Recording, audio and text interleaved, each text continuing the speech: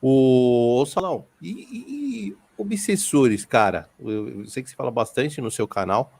Você conhece os seus, assim? Eles ficam em cima de você? Como que é Tem, isso? tem, um, tem uma galera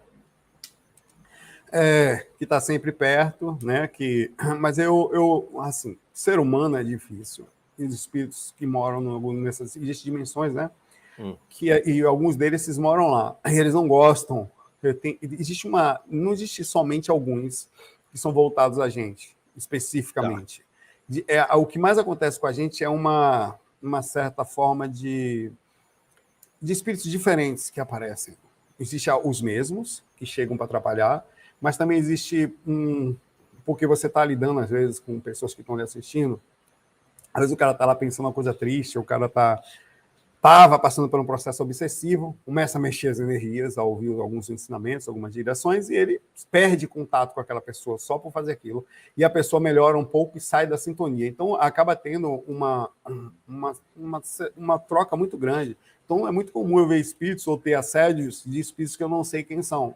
Então, não são especificamente um tipo. Há um surto desses caras que moram nesses lugares. Eles estão acostumados a controlar pessoas. Isso acontece desde os mais simples, que são aqueles espíritos que realmente seguem uma pessoa por um motivo específico, até uma complexidade de seres que não seguem eles seguem quem mexe na consciência das outras pessoas. Então, eles acabam, existe um processo de perseguição desse nível. E, às vezes, esses espíritos, eles não conseguem lhe acessar. Eles acessam você quando você cai sua sintonia. Você tem um problema emocional, acontece alguma coisa, então eles criam um problema, a situação para que você caia. E naquela queda é que você é acessado. Então, até nisso, a gente tem que se ligar. Né? E passa a ser até um processo meio esquizofrênico, né? Porque parece que você está o tempo todo criando isso, mas é incrível como, infelizmente, tudo que a gente passa somente não é só nosso. Você não sabe onde começa, onde termina, porque eles às vezes estão nos bastidores, às vezes escondidas. Uma interação, uma intervenção sobre a sua personalidade, ou o que está acontecendo ao redor. Então, você tem que estar o tempo inteiro em boa sintonia, vigiando, quando não orando, quer dizer, vibrando, falando de mantras, ou falando com Deus, ou com os mentores, sobre aquilo que você não consegue enxergar. Mas dessa galera aí que fica assediando, né, esses obsessores, tem uma galera que passou por você, que evoluiu? Tem gente que já saiu. Tem gente que já saiu, sim.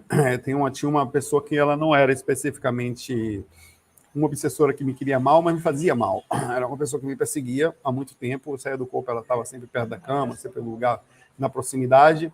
Até que, depois de muito contato, de alto desassédio, quer dizer, quando eu chegava próximo dela, eu falei para ela: ó, um dia eu vou desencarnar e não vou ficar aqui.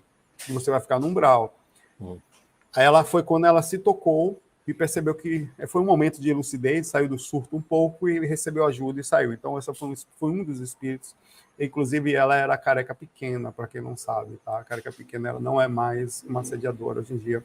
Ela foi ajudada, está em algum lugar, nunca mais vi, tá? Ela deve estar passando por algum processo. Eu chamei de careca pequena porque ela era pequena e careca. Aí eu vi fora do corpo certa vez e com algum... Já que ela me assediava, o mínimo que eu podia fazer era falar, ela era careca e pequena. Ela. Por isso que é careca pequena? Aí ela foi ajudada. Ela não está mais por aqui, não. Ah, legal. E desses obsessores, teve algum que tentou te atacar e não conseguiu e foi para algum amigo, familiar, Não, isso é o para tempo te todo. atingir? Tempo todo, tempo todo. Quando eles não conseguem te atingir e realmente querem te atingir, eles fazem esse tipo de tentativa, que é por isso que é o problema. É aí que mora o maior problema. Você começa a morar com... As pessoas às vezes não têm noção da seriedade. Aí você tenta explicar, por exemplo, qualquer coisa é porta aberta. Briga, porta aberta. Pessoa que bebe, demais, porta aberta. É uma desarmonia de qualquer tipo, é uma porta aberta. Pessoas que sentem muito ciúme, porta aberta. Se você fecha as suas portas, e a gente é frágil, né? Eles escapam para o lado para tentar fazer com que, desarmonizando a família, acesse você e acessa, né? Você vê alguém que você ama nervoso, desequilibrado, ou agindo de forma assim, você sempre balança, não tem jeito. Isso Não, acontece não é só comigo, não, tá? Acontece com todas as pessoas proporcionalmente sobre a seriedade com que eles levam os seus trabalhos de despertar consciencial, de ajuda, de dar passe, de dar reiki à distância, de ir no centro espírita, ir num centro de umbanda, participar de um trabalho. Quanto mais sério você se envolve com o processo, maior é a observação de você sobre vários espíritos, que vai, como eu falei, na proporção do que você faz. E a gente pode trazer um obsessor específico de várias vidas, Saulão? Pode acontecer. Na verdade, a boa parte do processo vem de outras vidas, né? Uma parte, pelo menos, né? Você passa por algum processo ou pessoas que desencarnam. Veja, uma pessoa te seguir de uma outra vida, ela tem que estar surtada. Como se surta? Não saindo das dimensões inferiores, onde é um lugar extremamente tóxico, e você não consegue concentrar mais. Então você desencarna, essa pessoa normalmente fica numa zona inferior, você retorna aqui à situação de vida. Certo. E nessas zonas inferiores ela te encontra. Aí começa uma perseguição fruto de situações em que ela acha ter sido lesada. Então existem muitas perseguições assim. Mas não é só aí que define as perseguições. De perseguições também existe por afinidade e por situações que acontecem no decorrer da vida. Você às vezes se relaciona com uma pessoa, faz mal àquela pessoa e o espírito que está do lado não gosta e começa a te perseguir, ou começa a te perseguir por uma questão de afinidade. De meio que compra as dores. Exato. Ou você tem uma mediunidade não usada, alguma coisa espiritual, e ele começa a te perseguir por motivos diversos. Ou você ajuda alguém, aquela pessoa pede o contato com a outra, ele começa a te perseguir a partir dali, porque acha que você é responsável pela perda do contato dele na situação que estava ali. Tá? Então é bem grande. O ser humano surtado é capaz de qualquer coisa. Pior que é verdade. Coisa que você nem imagina, né? E é um surto mesmo, é uma loucura total, é inexplicável, é maluquice, o cara surta mesmo. Ele cria, o pensamento dele da perseguição, ele vive, respira, age, se machuca, vive, às vezes cai em zonas inferiores pesadas pelas repercussões da obsessão, por você. Então, é uma coisa que... Opa! Doenças mentais. Tá? Aí, voltou. Tinha dado uma travadinha, voltou. Foi, beleza. Foi. Ah, entendi, então. Eu imaginei que poderia ser desse jeito que você falou mesmo. Eu já vi muitas histórias de alguns obsessores que vêm de várias vidas. Entendi.